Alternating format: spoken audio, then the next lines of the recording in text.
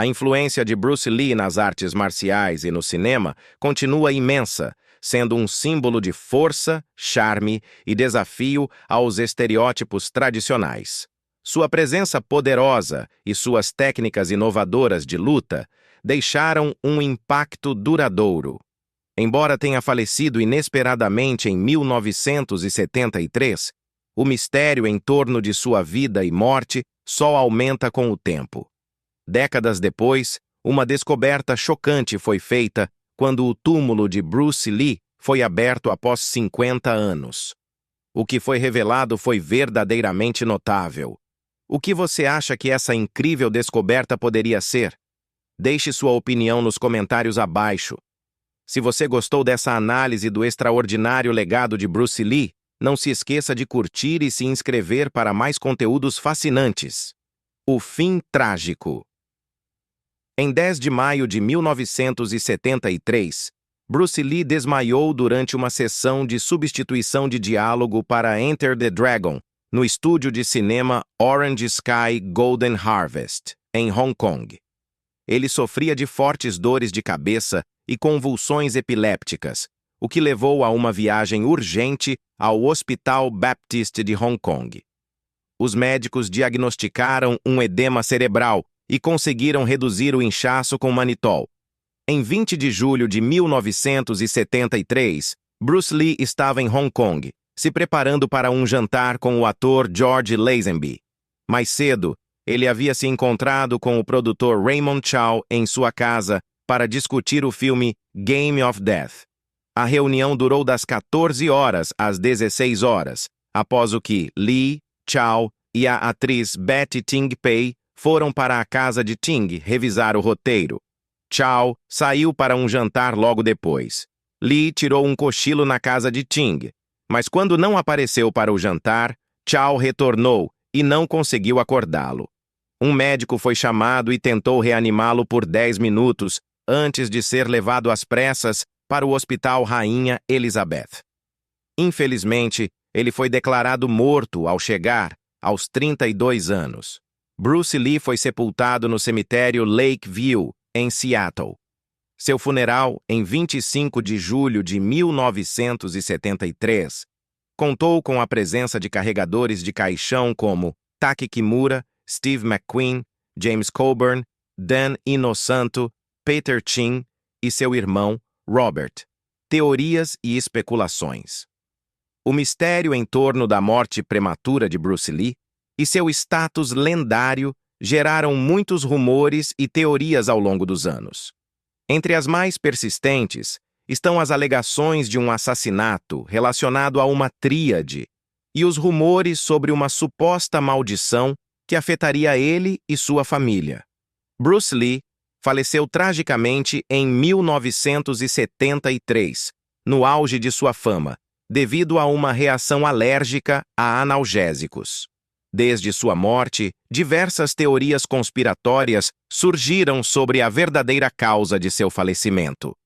Alguns sugerem que sua morte foi, na verdade, um encobrimento de uma overdose de drogas. Outras teorias afirmam que ele foi envenenado por um amante ciumento, enquanto alguns acreditam que gangues rivais foram responsáveis por seu assassinato. Há também quem defenda que Bruce Lee teria sido vítima de uma maldição familiar, teoria alimentada por coincidências estranhas.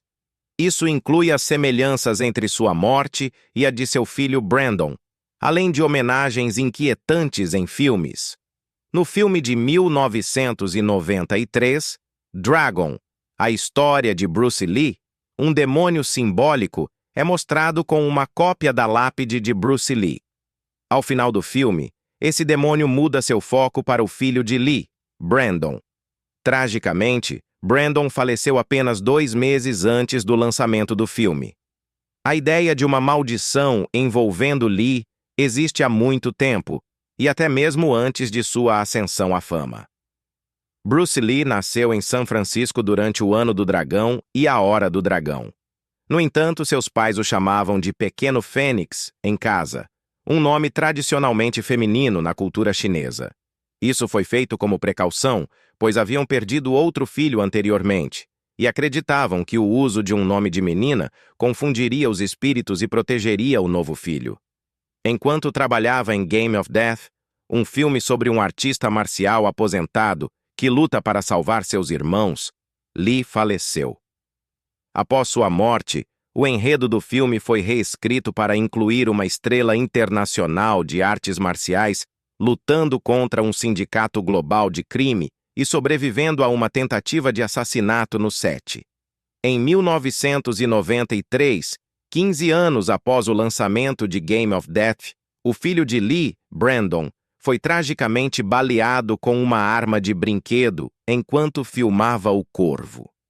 Em resposta aos rumores contínuos sobre uma maldição, Shannon Lee, filha de Bruce Lee, apontou que tais especulações apenas destacam a grandeza da vida do meu pai.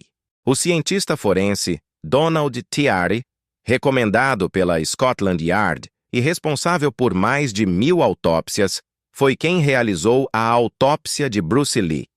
Tiari determinou que a morte de Lee foi causada por morte acidental, resultante de um edema cerebral devido a uma reação ao medicamento Equagesic. O cérebro de Lee havia inchado de 1.400 para 1.575 gramas, o que representou um aumento de 12,5% em seu tamanho. O medicamento, que Lee já havia utilizado antes, continha tanto aspirina quanto o tranquilizante meprobamato. Inicialmente, alguns especularam que o cannabis encontrado no estômago de Lee poderia ter contribuído para sua morte. No entanto, Tiari rejeitou essa teoria, chamando-a de irresponsável e irracional, por tentar ligar seu colapso e falecimento ao uso de maconha. O Dr. R.R. Lissett, patologista clínico do Hospital Queen Elizabeth, também confirmou que o uso de cannabis não poderia ter sido um fator na morte de Lee. Em uma biografia de 2018, o autor Matthew Polly consultou especialistas médicos e sugeriu que o edema cerebral de Lee poderia ter sido desencadeado por esforço excessivo e golpe de calor, uma condição pouco compreendida na época. Polly apontou que Lee havia se submetido a uma cirurgia para remover as glândulas sudoríparas das axilas no final de 1972, possivelmente para melhorar sua aparência nas telas.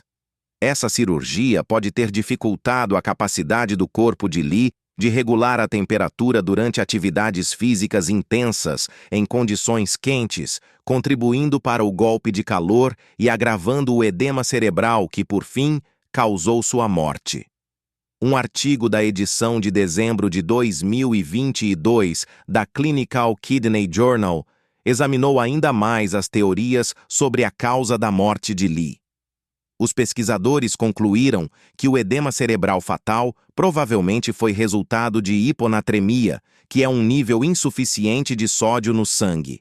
Eles identificaram vários fatores que poderiam ter tornado Bruce Lee mais vulnerável à hiponatremia. Entre esses fatores estavam o consumo excessivo de água, a falta de soluto suficiente em sua dieta, o consumo de álcool e o uso de múltiplos medicamentos que poderiam prejudicar a função renal. Os sintomas que Lee experimentou antes de sua morte coincidiam com aqueles observados em casos de hiponatremia fatal. Novas descobertas. 50 anos após sua morte. Uma coleção privada de mais de 40 cartas manuscritas de Bruce Lee, o lendário ator e artista marcial, foi vendida por $462.500 na Heritage Auctions em julho de 2021. A venda superou as expectativas, atraindo colecionadores dos Estados Unidos e do exterior. A coleção, apresentada em um catálogo especial intitulado Bruce Lee, The Auction, oferece uma visão sem precedentes das lutas pessoais de Lee com o uso de drogas e o controle da dor no auge de sua fama. De acordo com Joe Maddalena, vice-presidente executivo da Heritage Auctions, esta foi a primeira vez que o público realmente soube da extensão do abuso de drogas por Lee. Embora fosse sabido que Lee usava maconha, Essas cartas revelam que apenas seus amigos mais próximos sabiam sobre sua dependência de drogas para ajudá-lo a desenvolver personagens para os filmes e a gerenciar a dor das intensas cenas de ação. As cartas, em sua maioria endereçadas a seu colega de Punhos de Fúria, Robert Bob Baker, cobrem o período de 1967 até pouco antes da morte de Lee, em 1973. Esse período foi crucial na carreira de Lee, abrangendo seus trabalhos em filmes como O Chefe, O Caminho do Dragão, Punhos de Fúria, Operação Dragão e o póstumo Jogo da Morte. Cada carta, autenticada pela Professional Sports Authenticator, lança luz sobre o crescimento de Lee como uma superestrela. No início, as cartas de Lee para Baker incluíam referências codificadas a drogas, como pedir por Fine C e Coca-Cola. Uma carta que foi vendida por $16.250 usava essas frases enigmáticas. No entanto, com o tempo, Lee se tornou mais explícito sobre o uso de drogas. Em uma carta de 1972, ele discutiu abertamente sua dependência de drogas para o desenvolvimento de personagens, escrevendo: "Tô muito chapado, mas estou trabalhando no próximo personagem", e acrescentando que algumas drogas ajudariam na formação do que quero criar.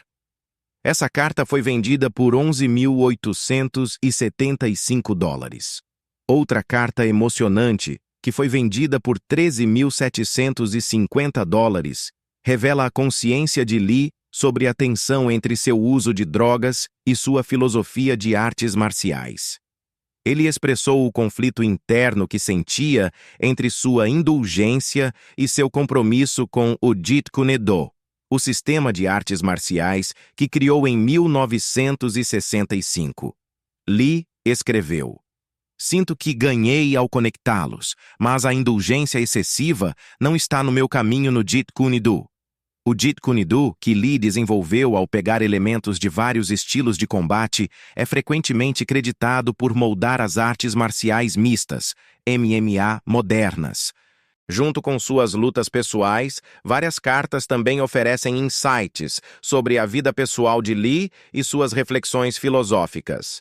Uma carta, que foi vendida por $15.875, revela sua empolgação com o sucesso de Punhos de Fúria, sua expectativa para a Operação Dragão e seu orgulho em comprar um novo Mercedes 350 SL como presente surpresa para sua esposa, Linda.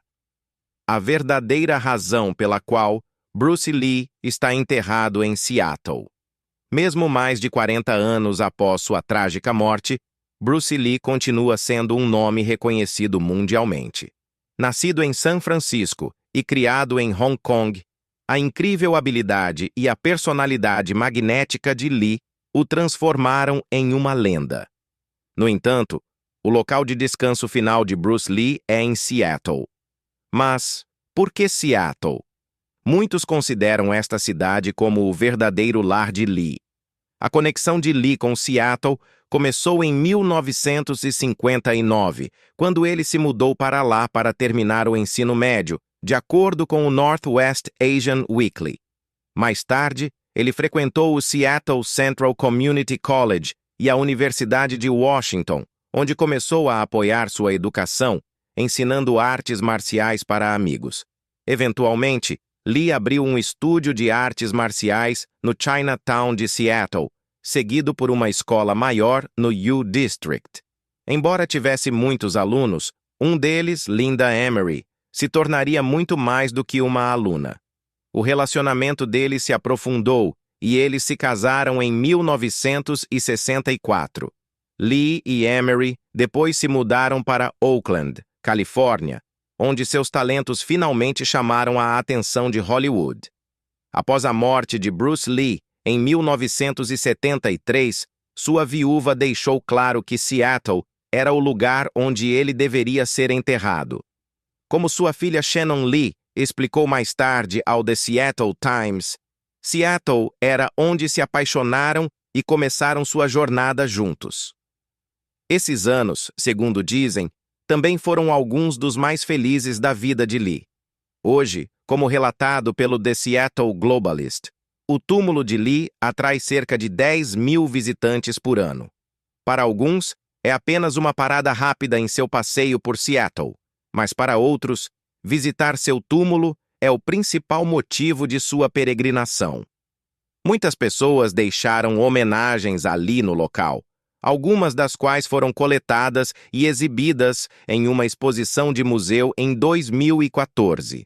O aspecto mais tocante do túmulo de Lee é que ele está localizado bem ao lado do túmulo de seu filho, Brandon Lee.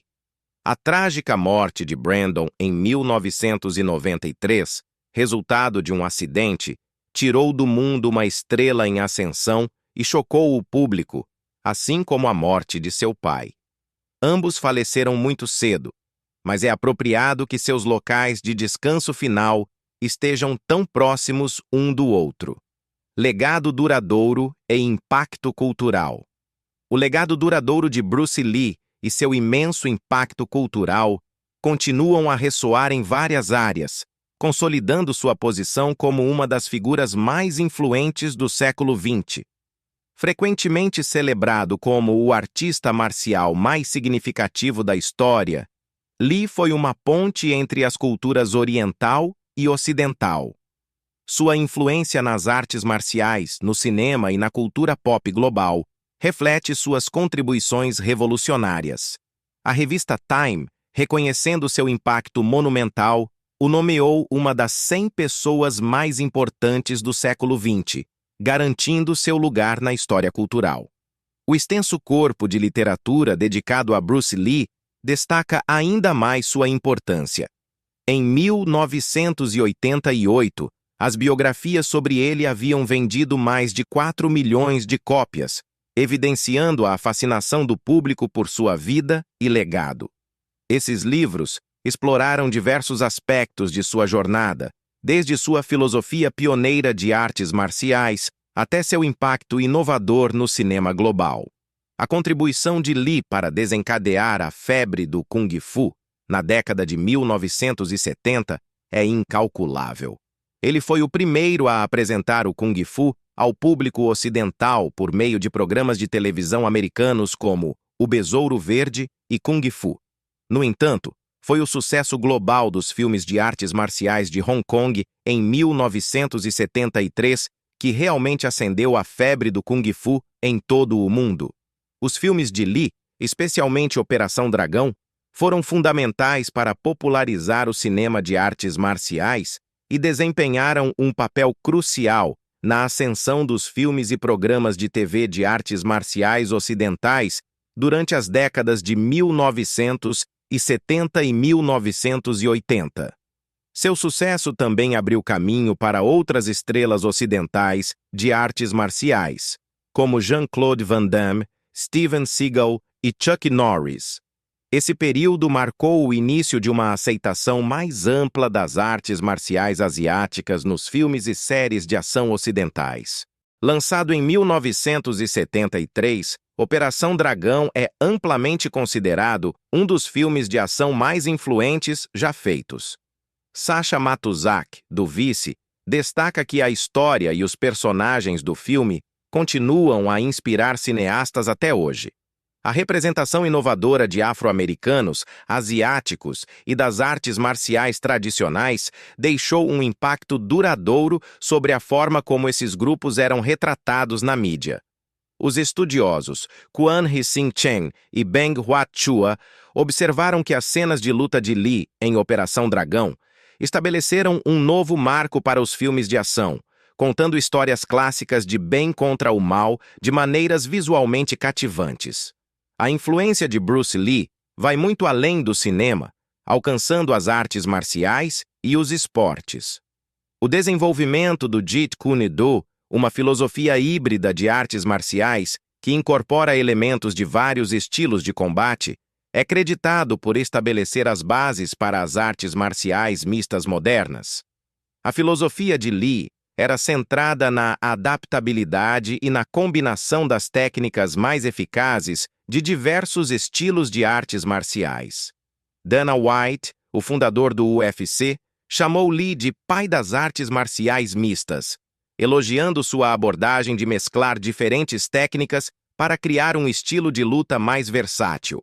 A crença de Lee de que o melhor lutador não é um boxeador, um karateca ou um judoca, mas alguém que pode se adaptar a qualquer estilo, teve um impacto profundo no desenvolvimento do MMA. A influência de Lee não terminou com sua própria carreira. Ele transmitiu seu legado para muitos outros. O impacto de Lee nas artes marciais e nos esportes pode ser visto nos lutadores que se inspiraram nele. Lendas do boxe como Sugar Ray Leonard e Manny Pacquiao reconheceram como Lee influenciou suas técnicas, com Leonard admirando a maestria de Lee no jab e Pacquiao comparando seu próprio estilo ao de Lee. O campeão do UFC, Conor McGregor, também falou bem de Lee, sugerindo que ele teria sido um campeão do UFC se estivesse lutando hoje. O legado de Lee ajudou na criação de torneios americanos de kickboxing full contact, por figuras como Joe Louis e Benny Urquidez. O pioneiro americano do Taekwondo, Jung-Woo Rhee, também adotou as técnicas de Lee, como o Akupunch, no Taekwondo. Rhee até ensinou essa técnica ao campeão de boxe Muhammad Ali, que a usou para nocautear Richard Dunn em 1975. A influência de Lee continua a ser sentida nas artes marciais mistas contemporâneas. O campeão peso pesado do UFC, John Jones, citou Lee como uma grande fonte de inspiração, especialmente pelo seu uso do oblique kick, um movimento que Lee popularizou. O ex-campeão peso médio do UFC, Anderson Silva, também acredita a Lee a inspiração para seu estilo de luta. Muitos outros lutadores do UFC consideram Lee o padrinho ou avô do MMA, reconhecendo seu papel fundamental na formação do esporte. Além de revolucionar as artes marciais e os esportes, Lee também é creditado por mudar a forma como os asiáticos eram retratados no cinema americano. Antes de Lee, os personagens asiáticos eram frequentemente retratados por meio de estereótipos negativos, muitas vezes em papéis emasculados ou subservientes. A presença poderosa de Lee nas telas desafiou essas representações, mostrando homens asiáticos como fortes, carismáticos e dinâmicos. Essa mudança eventualmente levou à criação de um novo estereótipo, o artista marcial, que redefiniu a forma como os asiáticos eram representados nos filmes. Na América do Norte, os filmes de Lee inicialmente atraíram públicos negros, asiáticos e hispânicos. Dentro da comunidade negra, a popularidade de Lee estava no mesmo nível que a do boxeador peso pesado Muhammad Ali, na década de 1970. À medida que a fama de Lee se espalhou, ele se tornou uma das poucas estrelas não brancas em um Hollywood amplamente dominado por atores brancos. O rapper LL Cool J mencionou como os filmes de Lee proporcionaram a muitas crianças americanas não brancas, incluindo ele mesmo, a primeira exposição a um herói de ação não branco. A influência de Lee vai muito além das artes marciais e do cinema, impactando uma ampla variedade de artistas e atletas ao redor do mundo. Artistas marciais como Jackie Chan e Donnie Yen, o ator e fisiculturista Arnold Schwarzenegger, comediantes e atores como Eddie Murphy e Eddie Griffin, atrizes como Olivia Munn e Diane Doan, músicos como Steve Aoki e Rohan Marley, rappers como LL Cool J e RZA do Wu-Tang Clan, e jogadores de basquete como Stephen Curry e Jamal Murray. Todos citaram Lee como uma grande influência. O impacto de Lee também pode ser visto em outras áreas, como o skate, onde ícones como Tony Hawk e Christian Hosoi reconheceram sua influência, assim como no futebol americano, com jogadores como Kyler Murray. O legado de Lee se estende também ao mundo dos quadrinhos. Stan Lee, o fundador da Marvel Comics, uma vez se referiu a Bruce Lee como um super-herói sem fantasia. A influência de Lee pode ser vista em personagens como Shang-Chi e Iron Fist. e na série de quadrinhos The Deadly Hands of Kung Fu. Stan Lee disse que qualquer personagem de artista marcial nos quadrinhos deve parte de sua criação a Bruce Lee.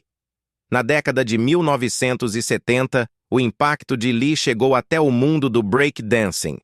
Pioneiros iniciais desse estilo de dança, como o Rocksteady Crew, se inspiraram nos movimentos de Kung Fu de Lee, incorporando suas técnicas nas rotinas e criando movimentos como o windmill, moinho de vento. A influência de Lee também se estendeu ao cinema indiano. Após o sucesso de filmes como Enter the Dragon na Índia, os filmes Masala de Bollywood, de 1970 a 1990, começaram a incorporar cenas de luta inspiradas nos filmes de artes marciais de Hong Kong da década de 1970. A estrela do cinema indiano, Aamir Khan, recorda que pôsteres de Bruce Lee estavam por toda parte nas casas de Bombaim na década de 1970. O impacto de Lee também se espalhou para o Japão, onde sua influência pode ser vista em franquias de mangá e anime como Fist of the North Star e Dragon Ball. Essas séries, que se inspiraram nos filmes de Lee, ajudaram a moldar tendências no mangá e anime shonen, que continuam a influenciar o gênero até hoje. No anime de 1998 Cowboy Bebop, o personagem Spike Spiegel pratica Jeet Kune Do e frequentemente cita Lee, enfatizando ainda mais o efeito duradouro de Lee na cultura pop japonesa. As contribuições de Lee também marcaram presença no mundo dos videogames. Seus filmes, incluindo Game of Death e Enter the Dragon, ajudaram a abrir caminho para gêneros como os jogos de ação beat 'em up e jogos de luta. O primeiro jogo beat 'em up, Kung Fu Master, lançado em 1984, foi diretamente inspirado em Game of Death. A série Street Fighter, que estreou em 1987, se inspirou em Enter the Dragon, criando o modelo para jogos de luta com seu elenco internacional e variedade de estilos de luta. Quase todas as grandes franquias de jogos de luta apresentaram personagens influenciados por Bruce Lee e, em 2014, ele foi até incluído como personagem jogável no videogame de esportes de combate EA Sports UFC, destacando sua relevância contínua no mundo dos games. Na França, a filosofia de artes marciais de Lee teve um papel importante no desenvolvimento do parkour pelos Yamakasi na década de 1990. O grupo o considerava o presidente não oficial de sua disciplina, ao lado do estilo acrobático de Jackie Chan.